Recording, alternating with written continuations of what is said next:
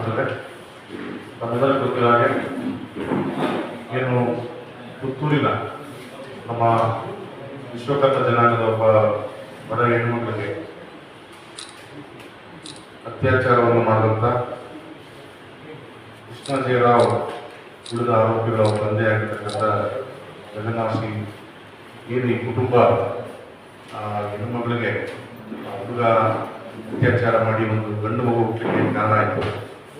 ಆ ವಿಚಾರವಾಗಿ ಮತ್ತು ಪತ್ರಿಕಾಗೋಷ್ಠಿಯನ್ನು ಕರೆಯುವ ಮುಖೇನ ವೇದಿಕೆ ಮೇಲೆ ನಮ್ಮ ವಿಶ್ವಕರ್ಮ ಮಹಾಸಭಾದ ರಾಜ್ಯಾಧ್ಯಕ್ಷ ಆಗಿರ್ತಕ್ಕಂಥ KP ಗಂಜುಟಿಯವರು ಮತ್ತು ನಮ್ಮ ಜನಾಂಗದ ಗುರುಗಳಾಗಿರ್ತಕ್ಕಂಥ ನೀಲಕಂಠ ಮಹಾಸ್ವಾಮೀಜಿಗಳು ಮಧುಗಿರಿ ತಾಲೂಕು, ಅದೇ ರೀತಿಯಾಗಿ ದೊಡ್ಡೇಂದ್ರ ಮಹಾಸ್ವಾಮೀಜಿಗಳು ಏಕದಂಡಿ ಮಠದ ಸೊಲ್ಲೆಪೇಟೆ ಮತ್ತು ಗಣೇಶ್ ಮಹಾಸ್ವಾಮೀಜಿಗಳು ಮತಾನಿವೃದ್ಧಿ ಹೆಸರಡಿ ಮತ್ತು KPCCಯ ಕುಶಲಕರ್ಮಿ ರಾಜ್ಯಾಧ್ಯಕ್ಷ ಆಗಿರ್ತಕ್ಕಂಥ ಪ್ರಸನ್ನ ಕುಮಾರ್ ಅಲ್ಲ ನಾನು ಮತ್ತು ನಮ್ಮ OBC ಬ್ಲಾಕ್ ಪ್ರೆಸಿಡೆಂಟ್ ಆಗಿರ್ತಕ್ಕಂಥ ಲಗ್ಗೆರೆ J ರವಿಕುಮಾರ್ ಅವರು ಈ ಪತ್ರಿಕಾಗೋಷ್ಠಿ ಭಾಗವಹಿಸಿದ್ದಾರೆ. ಈ ಪತ್ರಿಕಾಗೋಷ್ಠಿಯನ್ನು ಉದ್ದೇಶಿಸಿ ನಮ್ಮ ಸಮಾಜದ ಕಳೆದ 25 ವರ್ಷಗಳಿಂದ ವಿಶ್ವಕರ್ಮ ಸಮಾಜ ಸಂಘಟನೆ ಮಾಡ್ತಿರ್ತಕ್ಕಂತಹ ನಮ್ಮ ಸಮುದಾಯದ ನಾಯಕರಾಗಿರ್ತಕ್ಕಂಥ KP ನಂಜುಂಡೇಶ್ವರವರು ಇಷ್ಟು ವರ್ಷಗಳ ಕಾಲ ಹೋರಾಟ ಮಾಡಿ ಆ ಮಗುವಿಗೆ ಒಂದು ಉತ್ತಮವಾದಂಥ ಜೀವನವನ್ನು ಕಲ್ಪಿಸಿಕೊಡ್ಬೇಕು.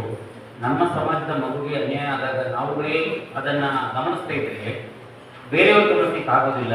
ಆದ್ದರಿಂದ ನಾವು ಸಮಾಜದ ಮುಖಂಡರಾಗಿರ್ಬೋದು, ಸಮಾಜ ಸ್ವಾಮೀಜಿಗಳಾಗಿರ್ಬೋದು, ನಾವು ಎಲ್ಲರೂ ಸಹ ಸೇರಿ ಆ ಮಗುವಿಗೆ ಕಾನೂನುಬದ್ಧವಾದ ಅಡಿಯಲ್ಲಿ ಸಿಗಬೇಕಾದಂಥ ನ್ಯಾಯಕ್ಕೆ ಹೋರಾಟವನ್ನು ಮಾಡೋದಕ್ಕೆ ನಾವೆಲ್ಲ ಸಿದ್ಧಿದ್ದೇವೆ.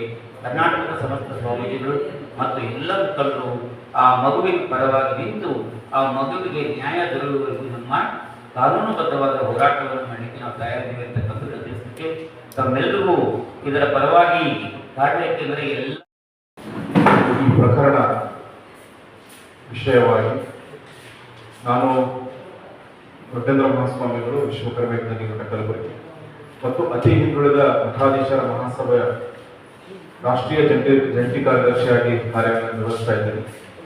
ಈ ವಿಷಯವಾಗಿ ನಾನು ಈಗಾಗಲೇ ಮಂಗಳೂರು ಮತ್ತು ಪುತ್ತೂರು ಮತ್ತು ಆ ಪೂಜಾ ಆಚಾರ್ಯ ಅವರ ಕುಟುಂಬಕ್ಕೆ ಹೋಗಿ ಆ ಮಗುವನ್ನು ನೋಡುವ ಮುಖಾಂತರ ಅಲ್ಲಿ ಸಮಾಜದ ಜೊತೆಗೆ ನಮ್ಮ ರಾಜ್ಯಾಧ್ಯಕ್ಷರು ನಾವೆಲ್ಲ ಚರ್ಚೆ ಮಾಡಿ ಯಾವೆಲ್ಲ ನಿಟ್ಟಿನೊಳಗ ನಾವು ಪ್ರಯತ್ನಗಳು ಮಾಡಬೇಕು ಅಂತಕ್ಕಂಥದ್ದು ಮಾಡಿಕೊಂಡು ಬಂದ ನಂತರದಲ್ಲಿ ಈಗ ಇದು ನ್ಯಾಯಾಂಗದಲ್ಲಿದೆ.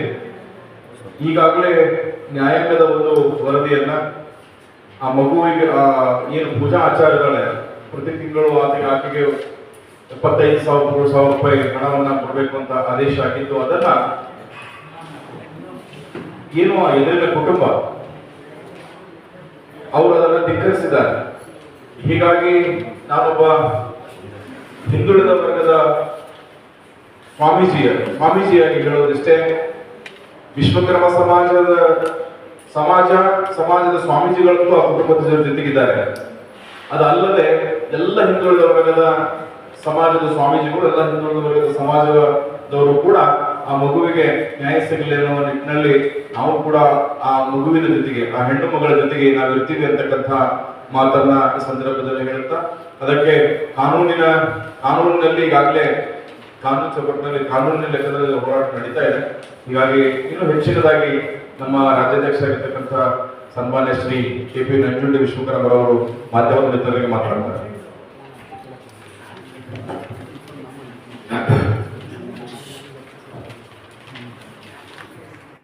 ಪತ್ರಕರ್ತರ ಮಿತ್ರರಿಗೆ, ದೃಶ್ಯ ಮಾಧ್ಯಮದವರಿಗೆ, ಎಲ್ಲರಿಗೂ ಕೂಡ ನನ್ನ ನಮಸ್ಕಾರ. ತಮ್ಮೆಲ್ಲ ಗೊತ್ತಿರುವ ಹಾಗೆ ಪುತ್ತೂರಿನಲ್ಲಿ ಒಂದು ಬಡ ಹೆಣ್ಣು ಮಗಳ ಮೇಲೆ ಪುತ್ತೂರಿನ ಪುರಸಭೆಯ ಅಧ್ಯಕ್ಷ ಅವನ ಮಗ ಸೇರಿಕೊಂಡು ಕೃಷ್ಣಾಜಯರಾವ್ ಅನ್ನೋರು ಪೂಜಾ ಆಚಾರ್ಯರ ಜೊತೆಗೆ ಅತ್ಯಾಚಾರ ಮಾಡಿ ಒಂದು ಮಗು ಹುಟ್ಟಿಗೆ ಕಾರಣ ಆಗಿ ಅದರ ಮಧ್ಯೆ ಏನೆಲ್ಲ ನಡೀತು ಅಂತ ಇಡೀ ರಾಜ್ಯದ ಜಗತ್ತಿಗೆ. ಆ ಸಂದರ್ಭದಲ್ಲಿ ಈ ರಾಜ್ಯದಲ್ಲಿ ಹೆಣ್ಣುಮಕ್ಕಳ ಮೇಲೆ ನಡೀತಾ ಇರೋ ದೌರ್ಜನ್ಯಗಳನ್ನು ಪ್ರತಿನಿತ್ಯ ನೋಡ್ತಾ ಇದ್ರು ಕೂಡ ಒಂದು ಮನೆ ಕೆಲಸ ಮಾಡುವಂಥ ಒಂದು ಕುಟುಂಬದಲ್ಲಿ ಆ ಹುಡುಗಿ B.Com ಓದಿದ್ರು ಕೂಡ ಅವರಪ್ಪ ಇವತ್ತಿಗೂ ಕೂಡ ಕೂಲಿ ಕೆಲಸ ಮಾಡ್ತಾ ಇದ್ದಂಥ ಸಂದರ್ಭದಲ್ಲಿ ಇಂಥ ಪ್ರಕರಣ ನಡೆದಾಗ ನಾವೆಲ್ಲರೂ ಸೇರಿ ಆ ಕುಟುಂಬನ ಒಂದು ಮಾಡಬೇಕು, ಅವರ ಜೀವನನ ಒಳ್ಳೆ ರೀತಿಯಲ್ಲಿ ಹೋಗ್ಬೇಕು ಅಂತ ಪುತ್ತೂರಿಗೆ ಹೋಗಿ ಬಹಳಷ್ಟು ಪ್ರಯತ್ನಗಳನ್ನು ನಾನು ಮತ್ತೆ ನಮ್ಮ ಸ್ವಾಮೀಜಿಗಳೆಲ್ಲ ಸೇರಿ ಮಾಡಿದ್ವಿ. ಇನ್ನೇನು ಒಳ್ಳೆ ತೀರ್ಮಾನ ಅಂತಿಮ ಘಟ್ಟಕ್ಕೆ ಬರುವಂತ ಸಂದರ್ಭದಲ್ಲಿ ತಂದೆಯಾಗಿದ್ದಾನೆ. ಅದೇ ಸಾಲಿನಲ್ಲಿ ಆರೋಪಿಗಳಾಗಿ ಕೃಷ್ಣಾಜಿರಾವ್ ಅವರ ತಂದೆ ಜಗನ್ನಿವಾಸ್ ಅವರ ಮಗಳು ವೈಷ್ಣವಿ, ಮತ್ತೆ ಆರೋಪಿಯ ದೊಡ್ಡಪ್ಪ, ಈ 3 ಜನ ಆರೋಪಿ ಹೈಕೋರ್ಟ್ಗೆ ಬರ್ತಾರೆ, ಒಂದು ಸ್ಟೇ ತಗೋತಾರೆ. ನಾವು 4 ಜನ ಚಾರ್ಜ್ ಶೀಟ್ನಲ್ಲಿ ಇದ್ದೇವೆ, ನಮ್ಮ 3 ಜನರನ್ನ ಕೈ ಬಿಡಿ ಅಂತ ಕೇಸನ್ನ ಇಟ್ಟಾಕ್ತಾರೆ. ಅವ್ರಿಗೆ ಸ್ಟೇ ಸಿಗುತ್ತೆ. ಅದನ್ನು ಮುಂದುವರಿಸಿ ನೆಕ್ಸ್ಟ್ ಕೃಷ್ಣಾಜೇರೆ ಒಂದು ಬಿಟ್ ಹಾಕ್ತಾರೆ, ನಮ್ಮ FIR ಅನ್ನ ಸ್ಕ್ವಾಶ್ ಮಾಡಿ ಅಂತ.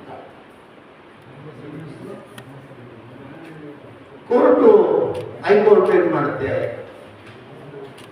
ದೀರ್ಘವಾದಂತ ವಿಚಾರಣೆ ನಡೆಸುತ್ತೆ. ಅದನ್ನು ನೀವೆಲ್ಲರೂ ನೋಡಿರ್ತೀವಿ. ಈ ದೇಶದಲ್ಲಿ ಯಾರು ಕೊಡದೇ ಇರುವಂತ ಒಂದು ಜಡ್ಜ್ಮೆಂಟ್ನ ಘನ ನ್ಯಾಯಾಲಯದ ನ್ಯಾಯಾಧೀಶರು ಈ ಪ್ರಕರಣದಲ್ಲಿ ಆರೋಪಿಗೆ ಮತ್ತೆ ಅವರ ಕುಟುಂಬದವರು ಯಾರೇ ಇದ್ರೂ ಕೂಡ ಮಗುವಿನ ಕಲ್ಯಾಣಕ್ಕಾಗಿ, ಅವರ ಜೀವನೋಪಾಯಕ್ಕಾಗಿ, ಮಗು ಮತ್ತೆ ತಾಯಿಯ ಕಲ್ಯಾಣ ಮತ್ತು ಜೀವನೋಪಾಯಕ್ಕಾಗಿ 1ನೇ ತಾರೀಕೆ ಈ ಕೇಸ್ ತೀರ್ಪು ಬಂದಾಗ 24/4/2026 1/5/26ಕ್ಕೆ 75,000 ರೂಪಾಯಿನ ನೀವು ಅವರ ಜೀವನಕ್ಕೆ ಕೊಡಬೇಕು. ಪ್ರತಿ ತಿಂಗಳು ಕೂಡ 75,000 ರೂಪಾಯಿಗಳನ್ನ ಕೊಡಬೇಕು. ಆಗ ಕೊಡ್ತೀನಿ ಅಂದ್ರೆ ನಾನು ಈ ಪ್ರಕರಣಕ್ಕೆ ತಡೆ ಕೊಡ್ತೀನಿ ಅಂತ ಹೇಳಿ ಅವ್ರು ಒಪ್ಪಿದ ನಂತರ ಸ್ಟೇ ಕೊಡ್ತಾರೆ.